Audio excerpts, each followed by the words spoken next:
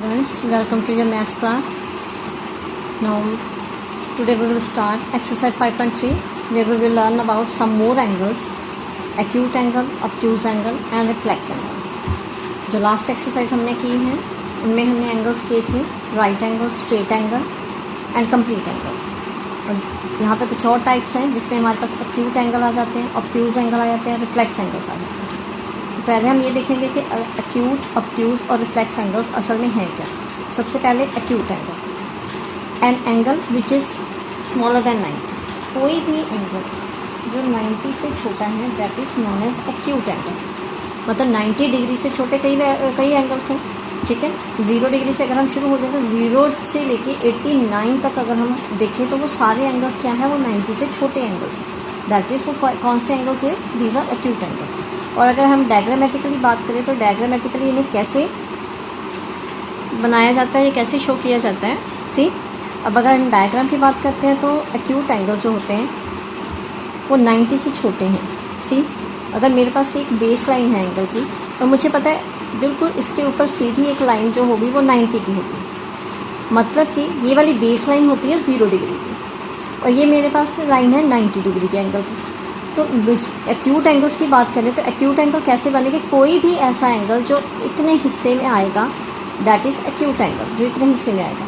तो वो ये भी हो सकता है एंगल, मतलब 90 से जो भी हम एंगल्स बनाते जाएंगे वो सारे 90 से, मतलब इस पार्ट में जितने भी एंगल्स आ जाएंगे वो सारे 90 से छोटे होंगे, क्योंकि 90 की जो लाइन है वो इस बेस लाइन के ऊपर बिल्कुल सीधी बनेगी और उससे पीछे जितने भी एंगल्स हम बना देंगे वो सारे क्या होंगे, एक्यूट एंगल। अब ज़रूरी नहीं कि एंगल्स ऐसे ही बना के हमें दिए जाएँ, एंगल्स हमें ऐसे भी दिए जा सकते हैं, ऐसे भी दिए जा सकते हैं, ऐसे भी दिए जा सकते हैं। तो कैसे आइडेंटिफाई करना है कि ये एक्यूट है या कोई और एंगल है।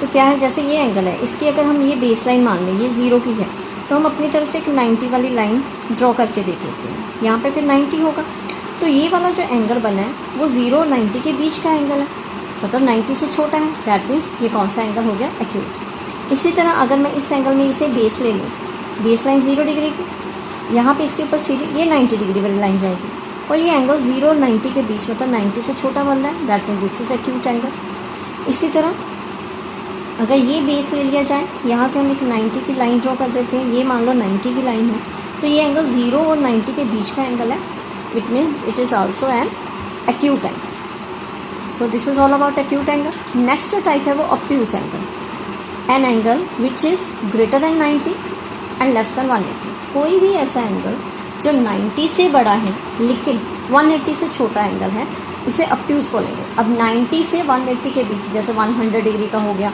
105 डिग्री हो गया, 120 हो गया, 115 हो गया, 135 हो गया, 150 हो गया, ये सारे एंगल्स 90 से बड़े और 180 से छोटे हैं, तो इन एंगल्स को हम क्या बोलेंगे, ऑब्ट्यूज एंगल। अब अगर डायग्रामेटिकली इन्हें शो करना हो तो हमें पता है कि ये 180 से छोटा बनना और 90 से बड़ा बनना। अगर मैं ये बेस लाइन बना लेती हूँ अपने एंगल की, ये 0 डिग्री की लाइन है, यहाँ पे मेरी ये वाली लाइन 90 डिग्री वाली होगी और 180 से छोटा है तो ये वाली मेरी लाइन हो गई 180 डिग्री की। मतलब अब एंगल जो बन रहा है वो 90 से बड़ा बन रहा है, 180 से छोटा। मतलब 90 से बड़ा बन रहा है तो यहाँ तो नहीं बनेगा, क्योंकि इधर जितने भी एंगल्स बनेंगे वो 90 से छोटे बनेंगे। तो अगर मैं ये एंगल ले लूँ यहाँ से लेके यहाँ तक, अब देखो यहाँ तक तो 90 हो गया, अब बट ये एंगल यहाँ तक जा रहा है, मतलब 90 से ग्रेटर है और 180 से पीछे रह गया, दैट मीन्स ये 180 से स्मॉलर है। मतलब 90 को क्रॉस करके बन रहा है एंगल, 90 से बड़ा होगा लेकिन 180 के काफ़ी पीछे है, दैट मीन्स ये 180 से छोटा एंगल है। तो ये कौन सा एंगल हो गया, ये वाला पूरा एंगल ऑब्ट्यूज एंगल। तो इन्हें कैसे शो किया जाता है, जैसे सपोज ये एंगल दिया है, हमने देखना है ये ऑब्ट्यूज है, तो हम क्या करेंगे, हमारे पास एक बेस एंगल है, हम रफली ड्रॉ करके देख रहे हैं कि ये 90 की लाइन होगी और ये 180 की होगी। ये 90 और 180 के बीच का एंगल है, that means this is an obtuse angle. मतलब 90 से बड़ा है, 180 से छोटा है। इसके अलावा इस एंगल को किसी भी तरह रिप्रेजेंट कर सकते हैं, करना हमने वही है, एक लाइन को बेस मान लिया, सपोज ये वाली बेस है 0 डिग्री की, तो ये 90 है, तो 90 को तो क्रॉस कर ही गया। अगर देखना है कि 180 का तो अंडरस्टूड पता चल ही जाता है देख के, ये 90 को क्रॉस करके गया, ये पूरा एंगल हमारा कौन सा हो गया, obtuse angle. So next is reflex angle, an angle which is greater than 180। अब 180 से बड़ा एंगल और 360 से छोटा, 180 से बड़ा एंगल और 360 से छोटा हो, that angle will be reflex angle. अब रिफ्लेक्स एंगल के लिए कैसे होता है, हमें पता है 180 से ग्रेटर जाएगा। पहले हम देखते हैं कि 180 का एंगल कैसे बनता है। ये अगर 0 डिग्री की लाइन है तो ये एक स्ट्रेट लाइन इधर, ये 180 की लाइन होगी, मतलब ये पूरा एंगल 180 बन रहा है। लेकिन हमारा एंगल 180 को क्रॉस करके उससे बड़ा बन रहा है, तो दैट मीन जो एंगल वाली लाइन है वो उससे भी आगे जाएगी। मतलब एंगल यहाँ से लेके यहाँ तक 180 को क्रॉस करके चला गया, therefore this is a reflex angle. तो ये हमारा क्या हो गया, it is a reflex angle. Students, अब हमने एंगल्स की सभी टाइप्स एक बार सीख ली हैं, तो मैं एक सर्कल के थ्रू आपको सारे एंगल एक्सप्लेन करूंगी जो हमने शुरू से लेकर अब तक कर लिए हैं। सबसे पहले ये बेस लाइन, यहाँ पे इसे मैं बेस लाइन ले रही हूँ, यहाँ से 0 डिग्री स्टार्ट हो गया। 0 डिग्री से जाते जाते ये इसके ऊपर बिल्कुल इस बेस लाइन के ऊपर सीधी लाइन खड़ी है, यहाँ तक आके 90 कंप्लीट हो जाता है। इसी तरह यहाँ पे स्ट्रेट लाइन बन गई, यहाँ पे 180 कंप्लीट हो जाता है। इसमें ये 90 प्लस हो जाए तो ये 270 हो जाता है, और इसके बाद 90 और ऐड हो जाए तो यहीं पे आके 360 कंप्लीट हो जाता है। मतलब एक रेवोल्यूशन कंप्लीट हो जाती है, जहाँ से शुरू हुए वहाँ से आके ख़त्म। अब बात करते हैं हमने जो टाइप्स कर ली हैं। 0 डिग्री एंगल हमने किया, इसे बोलते हैं 0 एंगल। 90 हमने पहले किया था, right angle, it is right angle. 180 straight angle, और इस बीच 270, अब देखो 180 से बड़ा है, 360 से छोटा है, तो ये भी एक रिफ्लेक्स एंगल ही हो गया। बाकी रिफ्लेक्स एंगल काफ़ी बन जाते हैं, क्योंकि जितने भी एंगल 180 से बड़े और 360 से छोटे बनेंगे वो रिफ्लेक्स एंगल्स हो जाएंगे। अभी जो हमने इस एक्सरसाइज में टाइप्स की, अब उन्हें देखते हैं। देखो 0 से लेके यहाँ तक 90 खत्म हो जाता है, तो 90 से छोटे जितने भी एंगल्स हैं, सारे एंगल यहाँ पे स्मॉलर देन 90 आएंगे, स्मॉलर देन 90। तो जो दैट मीन्स कि इस हिस्से के जितने भी एंगल्स हैं वो सारे क्या हैं, एक्यूट एंगल्स।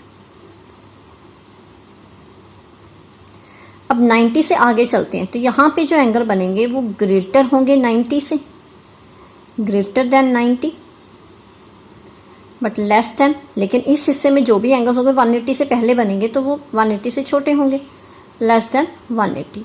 तो इट मीन्स यहाँ पे जितने भी एंगल्स आ गए वो एंगल्स कौन से हुए, ऑब्ट्यूज एंगल्स। अब बात करते हैं, उसके बाद हमारा स्ट्रेट एंगल आ गया। अब 180 से बड़े और 360 से छोटे, मतलब यहाँ पे जितने भी एंगल्स आ गए वो क्या होंगे, ग्रेटर देन 180, स्मॉलर देन 360। मतलब इस पूरे हिस्से में 180 से 360 तक के हिस्से में जितने भी एंगल्स होंगे वो 180 से बड़े बनेंगे, लेकिन 360 से छोटे। तो इस हिस्से में जितने भी एंगल्स हैं वो सारे कौन से हो गए, reflex angles. So this is all about the types of angles. हमारे पास मार्केट में एक प्रोटेक्टर मिलती है, डी मिलती है, जो पूरी सर्कुलर शेप में होती है। उस डी में आपको इजीली पता चल जाएगा कि 0 to 90 कहाँ तक बनते हैं, फिर 90 से 180 होते हैं, फिर 180 से यहाँ तक 270 चला जाता है, 270 से आगे 360। तो उस प्रोटेक्टर की हेल्प से इजीली इस चीज को सीखा जा सकता है। So here we have done all types of the angles. 5.3 first question is match. First is straight angle. तो यहाँ पे मेरे पास है लेस देन 1/4। एक याद रखना है 1/4 ऑफ रेवोल्यूशन, हम लास्ट एक्सरसाइज में वैसे कर चुके हैं। 1/4 रेवोल्यूशन का 90 डिग्री होता है, इस चीज को दिमाग में रखना है। 1/4 होता है 90 डिग्री और हाफ होता है 180 डिग्री, मतलब स्ट्रेट एंगल। तो स्ट्रेट एंगल यहाँ पे लेस देन 1/4, नो, मतलब 90 से छोटा नहीं होता। मोर than half of a revolution, revolution के हाफ से छोटा बड़ा नहीं होता। Half of a revolution 180 degree, पूरी रेवोल्यूशन कितने डिग्री की है, 360, तो 180 उसका क्या हो गया, स्ट्रेट एंगल मीन्स 180 डिग्री। ये हमारा 180 है, तो दैट मीन्स कि 180 डिग्री 360 का हाफ हो गया, रेवोल्यूशन होती है 360 की। इट मीन्स फर्स्ट का आंसर आएगा C. Right angle which is 90 degree, 1/4 of a revolution, 1/4 part revolution का 90 होता है, तो ये सेकंड का आंसर आ गया ऑप्शन डी। एक्यूट एंगल, अब एक्यूट एंगल कौन से, लेस देन 90। हम देखते हैं इनमें से कौन सा है एक्यूट जो लेस देन 1/4। 1/4 का मतलब 90 degree, 1/4 of revolution. Less than 90 मतलब एक्यूट एंगल 90 से छोटे होते हैं। सो थर्ड का आंसर आएगा ए। देन ऑब्ट्यूज एंगल जो 90 से बड़े हैं और 180 से छोटे, तो यहाँ पे more than half of a revolution, मतलब half of a revolution that is 180 के 180 से बड़े, no. Obtuse angle between 1/4, 1/4 revolution का हो गया 90 डिग्री, 1/2 रेवोल्यूशन का हो गया 180 डिग्री। तो मतलब ऑब्ट्यूज एंगल बिटवीन 90 एंड 180। तो हमने ऑब्ट्यूज एंगल की डेफिनेशन यही की थी, जो 90 से बड़े 180 से छोटे। तो दैट मीन 90 और 180 के बीच जितने भी एंगल्स हैं वो सारे ऑब्ट्यूज हैं। So it's answer, fourth question का आंसर है वो ई ऑप्शन हो गया। रिफ्लेक्स एंगल, रिफ्लेक्स क्या होता है? 180 से बड़ा। 180 यहाँ पे क्या, ये हो गया 1 कंप्लीट रेवोल्यूशन, ये तो 360 की होती है, ये तो हो नहीं सकता। मोर than half of a revolution, more than half of a revolution. अब हाफ रेवोल्यूशन मीन्स 180 डिग्री, उससे मोर बड़ा, तो 180 से बड़ा कौन सा हो गया? Reflex angle. So this is answer of fifth part. Now second question is, second, classify each of the following as right angle. Right angle हमारा होता है 90, straight angle 180, acute less than 90, obtuse greater than 90, reflex in between greater than 180, 180 से बड़े। तो नीचे हमें figures दिए हैं, हमने आइडेंटिफाई करने हैं। तो अगर इस फिगर की बात करें तो ये एंगल, मैंने जैसे बताया था कि हम आइडिया ले लेते हैं, अगर ये बेस लाइन है तो यहाँ पे राइट एंगल ये होगा। तो ये एंगल 90 से पीछे आ रहा है, मतलब 90 से छोटा बन रहा है, तो that means this angle is acute angle. So first answer आ गया एक्यूट एंगल। बी पार्ट, अब इस एंगल की बात करें तो ये यहाँ से अगर मैं राइट एंगल वाली लाइन ड्रॉ करूँ तो ये 90 को क्रॉस कर रहा है, दैट मीन 90 से बड़ा एंगल है।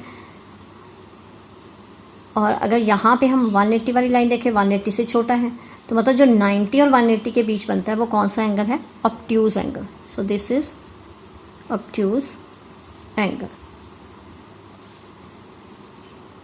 अब एक स्ट्रेट लाइन है, इसके ऊपर दूसरी स्ट्रेट लाइन है, तो ये हमारा दोनों एक दूसरे पे राइट पोजीशन पे हैं, तो दैट मीन्स ये कौन सा एंगल हो गया? Right angle.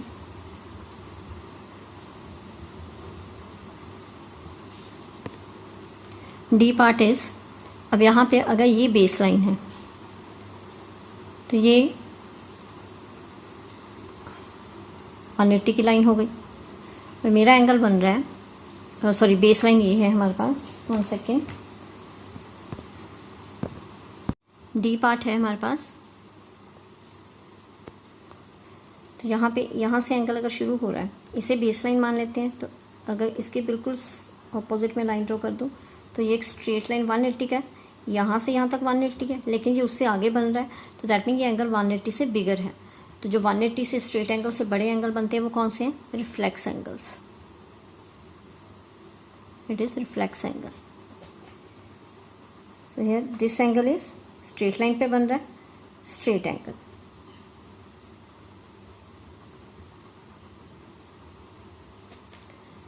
अब इस केस में ये दोनों एंगल्स, अगर इसके लिए ये बेस लाइन है तो ये 90 की लाइन होगी, इसी तरह इसके लिए अगर ये बेस लाइन ले रहे हैं तो ये 90 की लाइन है, तो ये वाला एंगल भी 90 से पीछे बन रहा है, ये एंगल भी अगर ये इसकी 90 वाली लाइन है तो 90 से पीछे बन रहा है। तो दोनों केसेस में 90 से छोटे एंगल बन रहे हैं, तो ये कौन से हो गए? Acute angles. So here exercise 5.3 is also finished. I hope you understand all the concepts, all the angles. In case of any problem, any doubt or any query is there, then you can comment me in comment box.